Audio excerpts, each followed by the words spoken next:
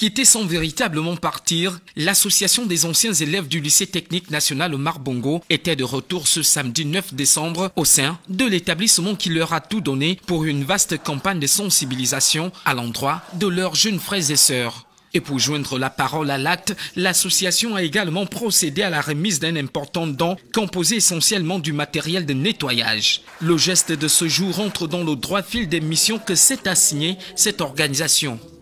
Message après le don que nous avons offert aux élèves, le message c'est un message de sensibilisation.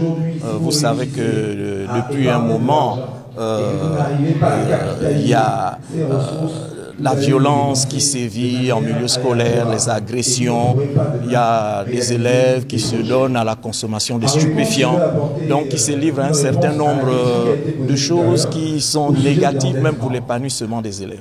Et donc, le message que nous avons passé aux élèves, à nos enfants, à nos petits frères, c'est un message de sensibilisation sur la discipline.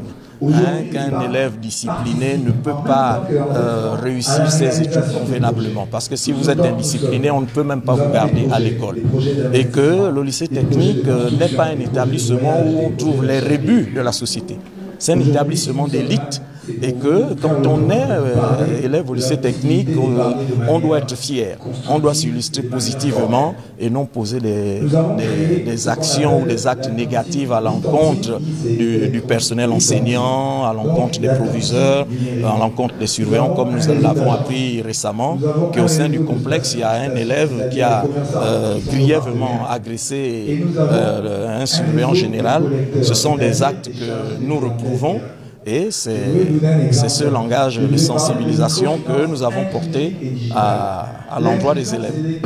Ce n'est pas une action sans lendemain. Nous avons commencé depuis et nous allons poursuivre cette action. Et je suis certain que ces enfants qui nous voient aujourd'hui, demain seront à notre place et ils continueront ce que nous avons commencé aujourd'hui.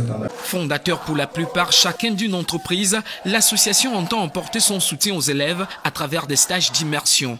Mais pour le premier responsable de cet établissement, l'aboutissement de ce partenariat passe inéluctablement par un changement de paradigme. C'est intéressant de voir des aînés qui reviennent déjà présenter à leurs enfants que nous sommes passés par ici, nous avons créé des entreprises, nous sommes prêts à vous accompagner.